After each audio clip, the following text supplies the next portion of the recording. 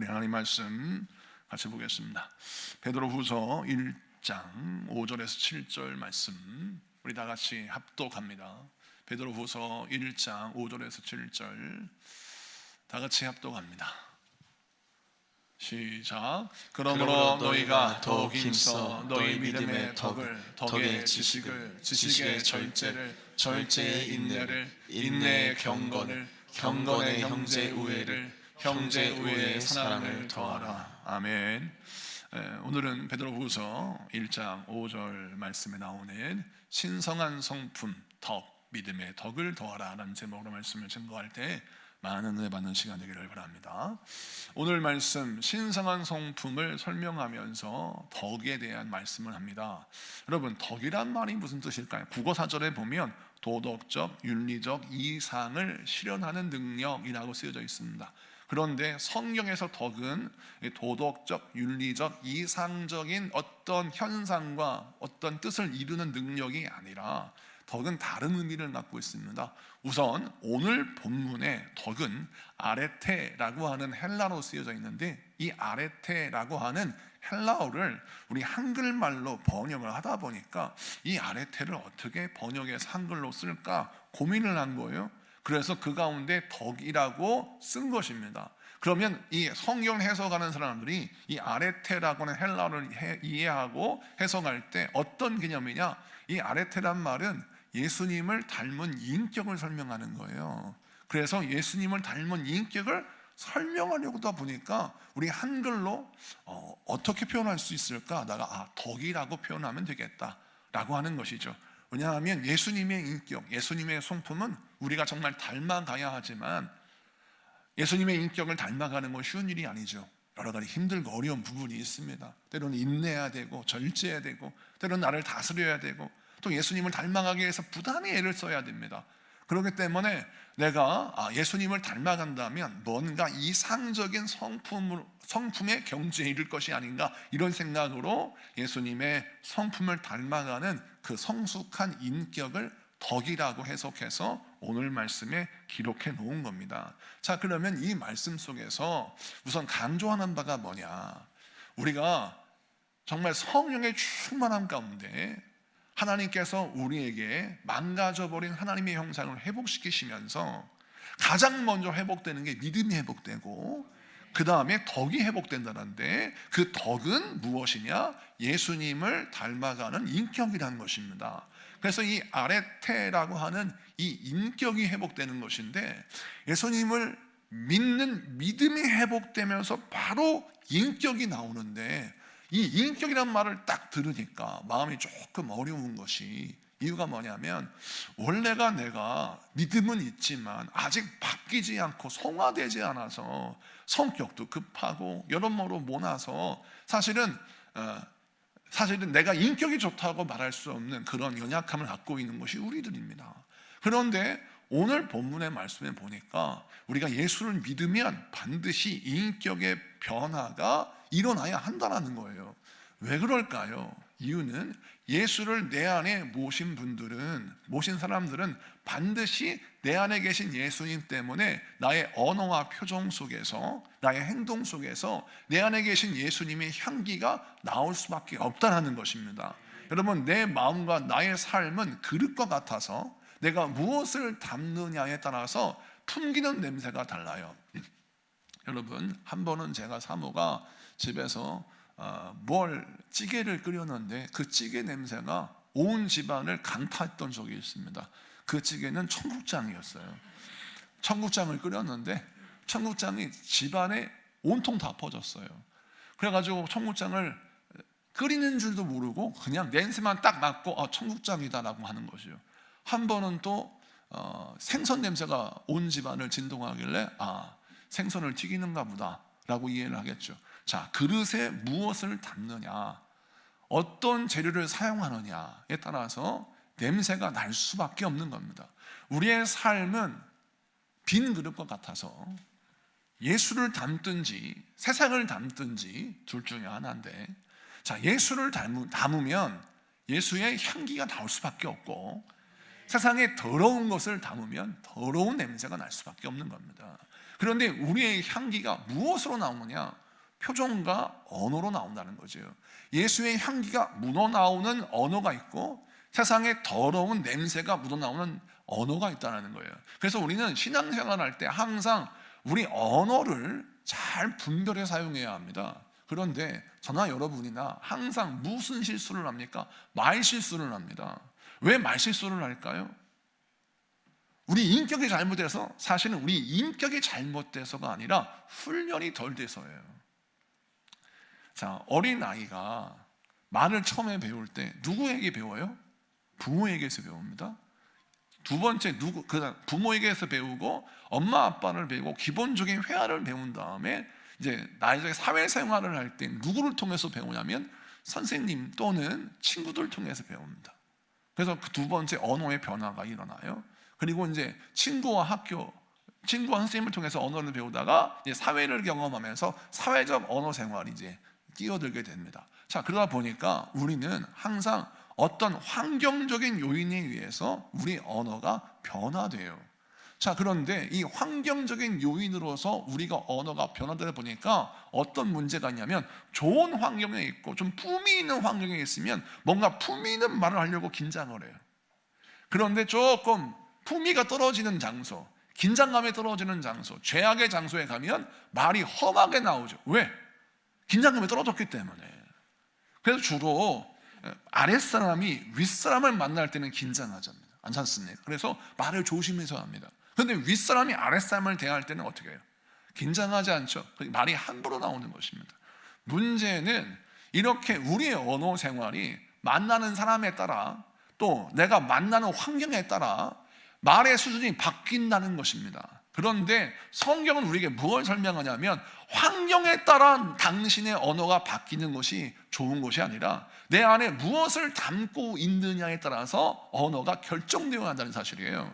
그래서 우리가 예수를 모시고 산다면 내 안에 계신 예수님이 내가 어떠한 환경에 처한다 할지라도, 내가 누구를 만난다 할지라도 그 환경과 상황과 그 사람과의 관계 속에서 내 안에 계신 예수님의 향기가 묻어나오는 말이 나와야 한다는 사실입니다.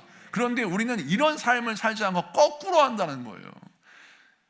교회의 환경에 있으면 예수의 향기가 묻어나온 말을 하다가도 세상 친구를 만나면, 동창회에 가면, 고향 친구들을 만나면 금방 풀어져 가지고 우리가 덕스러운 말이 아니라, 덕스러운 행동이 아니라 악한 말, 세상의 말, 더러운 그 냄새나는 말을 해서 예수의 향기를 드러내지 못할 때가 많다라는 거예요. 그래서 오늘 말씀에 우리에게 무엇을 강조하느냐? 왜 믿음 다음에 덕이냐? 예수를 영접하는 자에게 허락하신 선물이 믿음입니다. 믿음이 내 안에 들어왔다는 것은 무엇을 의미하는 거예요? 예수님이 내 안에 내주하셨다는 것입니다. 성령이 나와 함께 하십니다. 나와 함께 하시는 순간, 내 안에 예수님이 들어오시는 순간 반드시 바뀌어야 될 거, 내 속에 있었던 더러운 것을 내어버리고 예수님을 내 안에 모시기만 하고 의식만 하고 예수님을 바라보기만 해도 어떤 현상이 일어나느냐? 예수님을 인식하기 때문에 어른이 옆에 계시니까 어떻게 해요? 조심하게 되죠. 조심하게 돼서 내 말에서 예수님을 닮아가는 언어가 시작되는 것입니다. 말에는 향기가 있고 말에는 온도가 있어요. 그 온도가 뭐냐? 어떤 사람은 말을 하는데 같은 말을 해도 참 차갑게 말을 합니다. 그 사람의 말을 들으면 내 마음이 얼어붙어 버려요. 근데 어떤 사람의 말을 들으면 그 사람의 말은 사람의 어떤 긴장감을 누그러뜨리고 사람들의 마음을 따스하게 만드는 경우가 있어요. 이유는 무엇입니까? 그 사람의 말의 선택이 항상 상대방의 마음을 온화하고 상대방의 마음을 더욱 따뜻하게 하며 또 나와 상대방의 관계의 그 공기를 따뜻하게 하는 언어를 사용하고 노력하기 때문에 그 사람의 언어는 온도가 높은 거예요.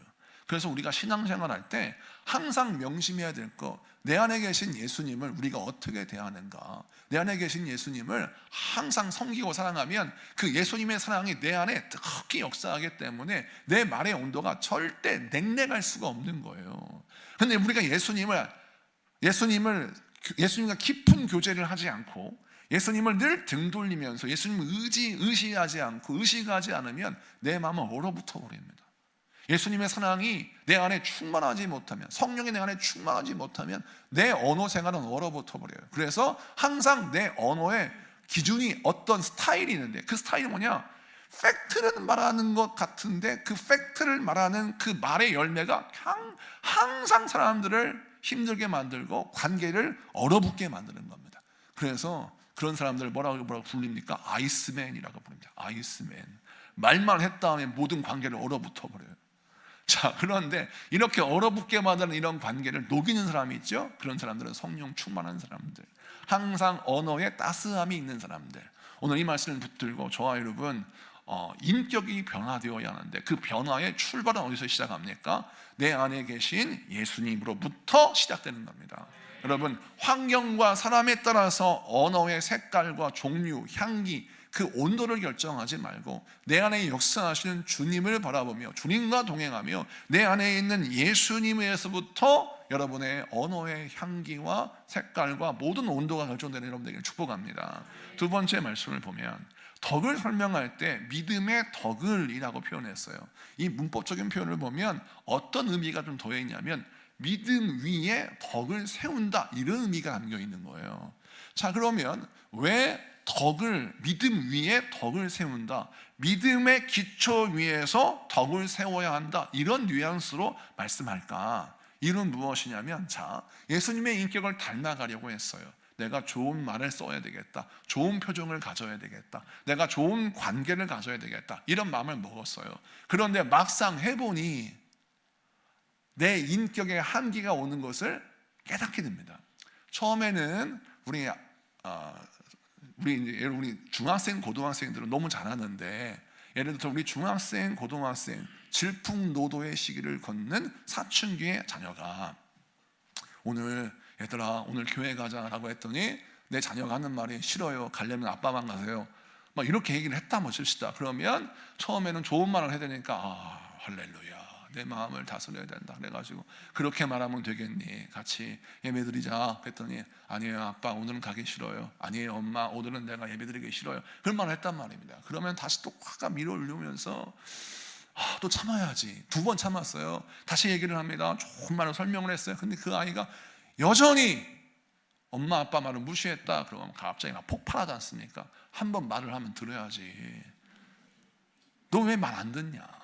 넌 그러니까 선생님 말씀도 안 듣고, 선생님 말씀 안 듣니까 공부를 못 하는 거고, 그 공부를 못 하니까 네 인생이 앞으로 큰 걱정인 거야 라고 이제 그때 문제가 터지는 겁니다. 그래서 막 작년에 있었던 일도 끄집어내고 소환되고, 막 한 달 전에 있던 거 끄집어내면서 옛날에 너 그런 일 내가 참았는데 지금 이런 행동을 보니까 네가 평소에 그런 행동을 하니까 아빠가 못 참는 거 아니냐 하면서 막 이제 3차 대전이 일어나는 거죠. 그것은 아빠나 자녀가 사실 누가 잘했다 잘못했다 이게 아니라, 여러분 보세요. 치료는 의사가 합니까? 환자가 합니까? 의사가 합니다. 자녀는 환자예요. 예를 들자면 부모는 의사입니다. 질풍노도의 시기에 있는 자녀는요 환자입니다. 어떤 환자요? 마음이 아직 미숙해서 성장통을 앓고 있는 마음의 환자예요. 그런데 여러분 그거 아세요? 이 질풍노도의 시기 사춘기는요 10대만 오는 게 아닙니다.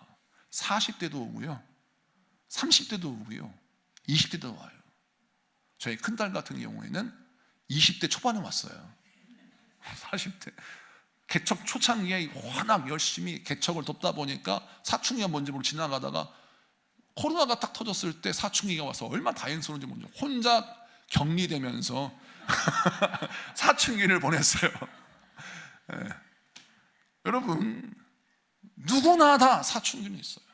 자, 그때 사춘기를 만난 인생에 뭔가 심리적인 평소에만 평정심을 잃어버린 감정들이 드러날 때 여러분 그 사람을 치료할 의사는 여러분들입니다. 그럼 여러분들이 어떻게 해야 돼요? 환자라고 생각하면 이해가 돼요. 그러면서 어떻게 해야 됩니까? 그 사람을 고쳐야 되겠다, 그 사람을 도와야 되겠다, 그 사람을 치료해야 되겠다는 마음을 먹으니까 그 환자의 증상이 나타날 때 이 증상에는 어떻게 내가 처방전을 해야 되고 어떻게 치료해야 되겠다라고 답이 나오겠죠. 그런데 이렇게 하지 않고 정상적인 사람이라고 생각하니까 화가 나는 겁니다. 그래서 우리는 항상 어떤 마음을 먹어야 되냐면 나는 저 사람을 치료하는 사람이다, 이런 마음을 먹어야 관계에서 덕을 베풀 수가 있어요. 그런데 나는 치료하는 사람이다라고 생각을 해도 이런 마인드 컨트롤이 한계가 있어요. 금방 또 이게 잊어버립니다. 그래서 뭐가 필요하냐? 믿음이 필요합니다. 어떤 믿음이에요? 나의 인격으로는 도저히 불가능합니다. 그래서 주님 앞에 무엇을 간구하냐면, 주여, 내가 우리 가정을 살리시기 위하여 하나님이 보내시는 선교사요, 우리 가정을 살리는 전도자를 날 세우셨는데, 주여, 내 인격이 부족하고 내 성품이 부족하고 제 마음의 여백이 부족해서 내 자녀를 감당할 수 있는 그런 실력이 없고 내 자녀를 감당할 수 있는 그 인내가 없습니다. 지혜가 없습니다. 나에게 그 지혜와 인내와 힘을 허락해 달라고 기도하고 믿음으로 하나님께 맡겼을 때 하나님이 그 믿음 위에 덕을 허락하시고 그 믿음 위에 은혜를 허락하시는 거예요. 다시 말해서 믿음의 덕을 세워라, 이건 무슨 뜻이냐면, 우리가 하나님 앞에 믿음으로 기도해야 덕을 실천할 수 있고 덕을 세울 수 있고 덕을 더할 수 있다는 거예요. 근데 믿음이 고갈되고 믿음이 흩어지면 어떤 일이 벌어지냐? 내 인격으로 내 힘으로 말려보니까 나도 고갈되고 자녀도 고갈되니까 악한 영에 사용하는 법이 이것입니다. 우리로 하여금 너 지금 기도할 분위기 아니잖아, 너 지금 기도할 상황 아니잖아, 얼마나 화가 나? 네 자식을 붙들어 놓고 네 남편을 붙들어 놓고 한번 오늘 끝장을 내. 그래가지고 말로 계속 얘기해서 끝장을 보려고 해요. 여러분, 저도 자녀를 키웠고 또 수많은 자녀들을 키우시는 부모님들과 상담하면서 교육 목사만 10년을 했어요. 교육 전사 시절만 빼고 교육 목사만 10년을 했어요. 부목사만. 얼마나 많이 상담을 했겠습니까? 근데 10시간을 상담하든 열흘을 상담하든 답 나오지 않습니다. 무엇이 필요하냐? 하나님이 그 심령을 꺾어 놓으시고 변화시키시고 새롭게 하시고 만나주셔야 그 영혼이 변화되지, 나의 논리로, 나의 설득력으로, 나의 어떤 지식으로 상대방을 감동시키고 설득시키겠다? 설득이 안 돼요. 간혹 설득되는 것처럼 보입니다. 왜 그런 줄 아십니까? 지쳐서 그만 얘기하고 싶으니까 네 알았어요 엄마 순종할게 이러고 딱 얘기를 끝내버려요. 이건 뭐냐? 더 이상 너무 지쳐가지고 얘기를 못 듣겠다 이러는 거죠. 이거는 변화가 아니에요. 변화는 성령의 영역입니다. 그래서 우리는 믿음이 필요한 겁니다. 어떤 믿음이? 하나님이 일하신다라고 하는 믿음. 그래서 오늘 말씀을 붙들고 우리가 어떻게 기도하냐면, 하나님, 나의 한계는 여기까지입니다. 내가 자녀를 사랑할 수 있고 자녀를 위해서 헌신할 수 있고 자녀를 위해서 내가 최선을 다해서 이렇게 설득했는데 내 힘을 떠났습니다. 내 손을 떠났습니다. 이제 하나님이 일하셔야 됩니다 라고 믿음으로 기도하는 겁니다. 믿음으로 기도하다 보면 무엇을 경계해야 돼요? 실망을 경계해야 돼요. 악한 원수만 끊임없이 우리를 실망하게 만들어서 무엇을 꺾어버립니까? 기도를 꺾어버리는 거예요. 여러분, 기도를 꺾어버려서 누구 손해입니까? 나도 손해, 내가 기도하는 내 자녀의 손해인 거예요.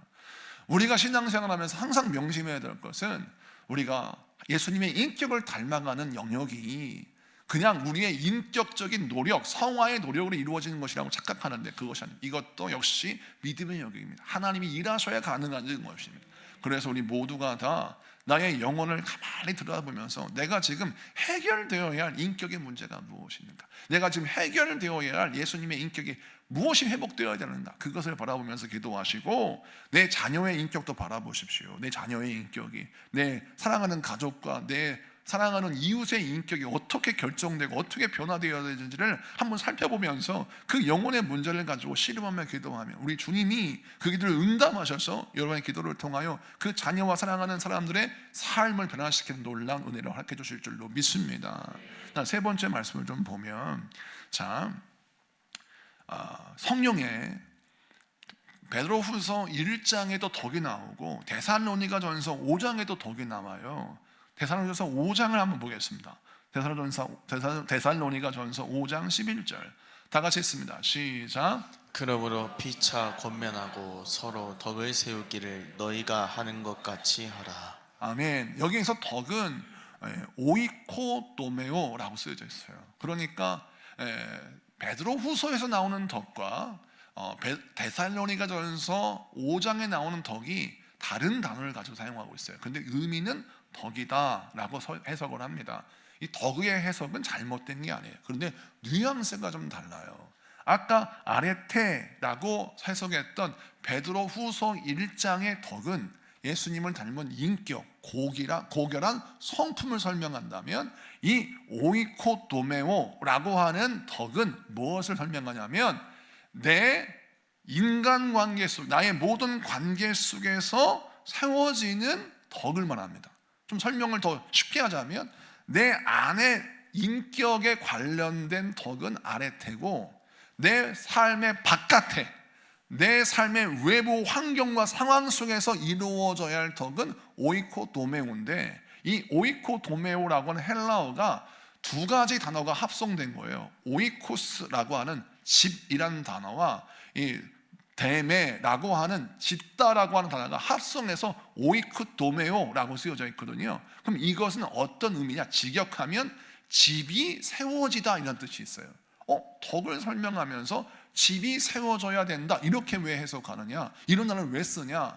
자, 우리가 가정에서나 사회에서나 항상 공동체를 세우는 행위가 덕을 세우는 행위다라고 성경 우리에게 가르치는 겁니다. 자, 그래서 나의 인격 훈련만 하는 것이 아니라 어떤 훈련에 대한 공동체를 세워나가는 훈련을 해야 된다. 할렐루야. 그럼 공동체를 세워나가는 훈련의 좋은 장소가 어디냐? 여러분, 가정이고, 그 다음에 여러분이 소속된 셀입니다. 여성교회, 남성교회, 이게 소그룹에서 공동체를 세우는 훈련하는 것입니다.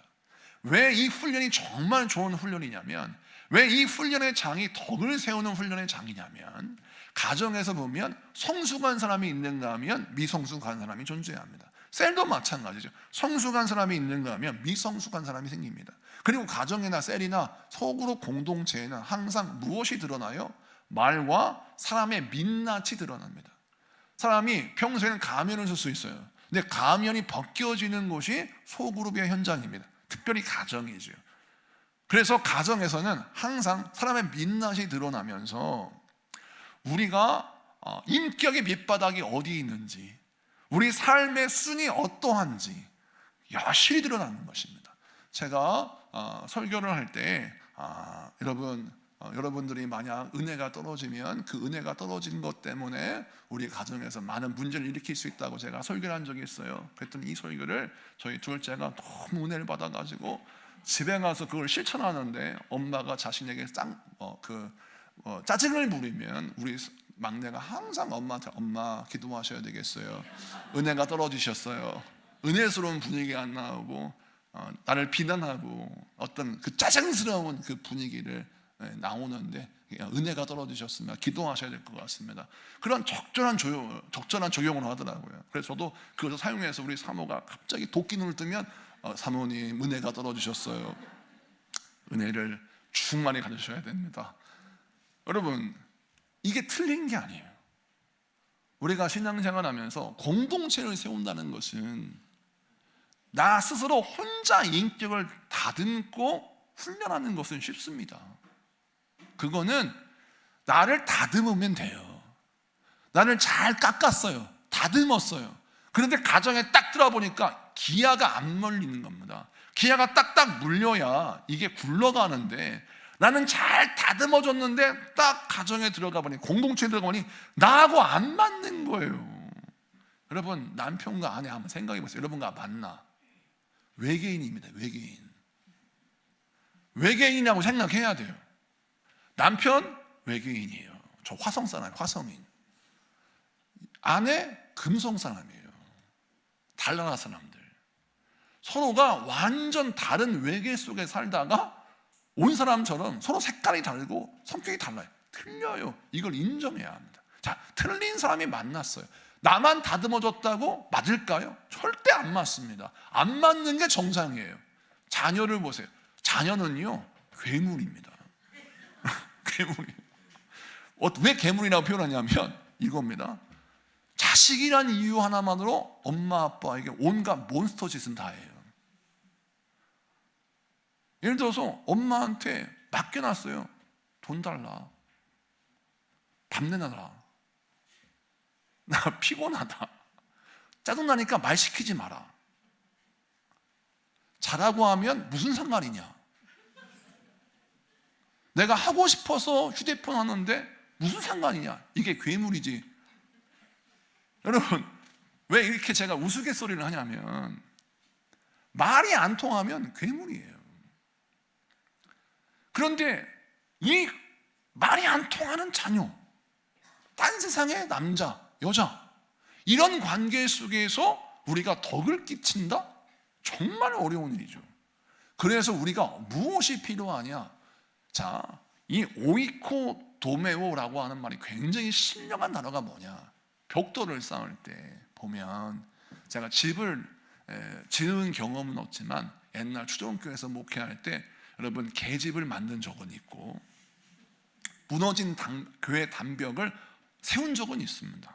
저는 그런데 무너진 교회 단벽을 혼자 세울 때 시멘트하고 모래를 섞어서 잘 이기고 벽돌을 사와가지고 이제 담이 무너져가지고 그걸 세우는데, 저는요 벽돌을 그냥 규격 있는 벽돌이 있지 않습니까? 그거를 세우면 되는 줄 알았더니 이게요 땅에 틀어짐이 있고 또 사이즈가 저마다 달라서 벽돌을 쌓다가도 정 사이즈에서 어떤 건 3분의 1을 잘라야 되고 어떤 거는 3분의 1을 잘라서 똑같이 이쁜 벽돌을 세우고 싶은데 땅과 어떤 사이즈의 규격의 틀림으로 말미암아 예쁜 벽돌을 때로는 쪼개야 됩니다. 그래서 그거를 서로 어긋나서 맞춰야 벽이 전체적으로 쌓여져요. 여러분, 모든 벽돌 쌓기도 마찬가지입니다. 내가 예쁘게 하겠다고 그 규격화되어 있는 벽돌을 하나도 자르지 않고 맞춘다? 지을 수가 없어요. 아이들 갖고 노는 레고도 보십시오. 똑같은 규격으로 레고를 만들 수가 없어요. 그 가운데는 작은 것도 있고 큰 것도 있고 사이즈가 다양한 것들이 있어서 그 다양한 레고를 가지고 여러분 건물도 만들고 자전거도 만들고 별걸 다 만드는 거예요. 우리 하나님께서 우리에게 무엇 설명해 주시냐면, 하나님이 기뻐하시는 데살로니가 전서 5장에 말씀하는 덕은 뭐냐? 너희의 공동체, 그 소그룹을 세우기 위하여 너를 깨라. 그래서 그 규격에 때로는 맞추는 연습을 해라는 거예요. 이 말씀을 듣는 하나님의 백성들에게 말씀하는 겁니다. 남에게 네가 맞춰라 라고 하는 게 아니라 네가 먼저 맞춰라는 건데, 근데 이 주의할 게 있어요. 이걸 잘못 해석하면 내가 우리 가족에게 맞춰야 되겠구나. 그러니까 우리 가족이 기도 안 하니까 내가 기도 안 하고, 우리 가족이 영적인 삶을 살자니까 영적인 삶을 살지 않고 놀아야 돼. 이렇게 들으면 이거는 진짜 설교를 거꾸로 들은 겁니다. 이거는 그 규격에 맞추는 게 뭐냐면, 그 사람을 인내하기 위하여 나를 깨요. 뭘 깨요? 내 속에서 성질되고 하고 싶은 마음을 깨요. 나를 죽여요. 뭐만 남아요? 그 영혼을 살리는 가장 적합한 예수만 나오게 하는 겁니다. 그래서 우리가 벽돌을 쌓아나갈 때, 집을 세울 때 내가 만약 깨져야 한다면 예수를 양보하지 말고 나를 죽이란 말이에요. 그래서 오직 예수만 남게 해서 집을 지어 나가라는 겁니다. 그러면 결국 내가 죽고 예수가 살았을 때 그 살아계신 예수가 내 가정을 살린다는 거예요.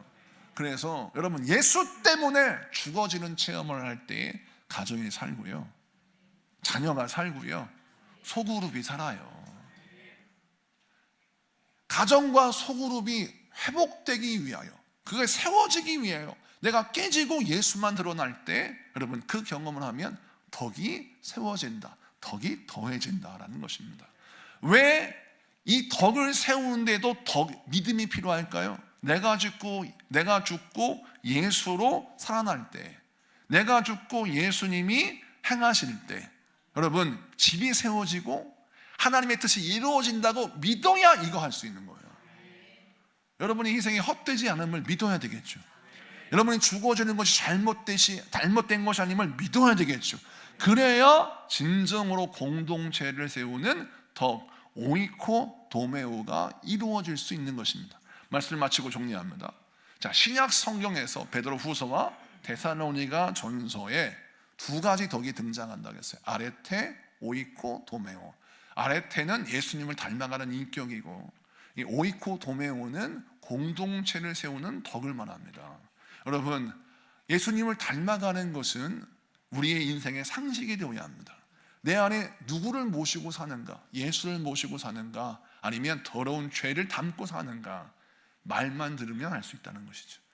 또 우리가 무엇을 지금 쌓고 세우고 있는가, 내 가정을 세우고 있는가, 아니면 내 소그룹을 잘 세우고 있는가. 만약 그 세우는 것이 부족하다면 뭐가 문제예요? 내가 죽어지지 않은 것이 문제입니다. 여러분, 내가 죽고 예수가 살아야지, 예수가 죽고 내가 살면 안 되는 거예요.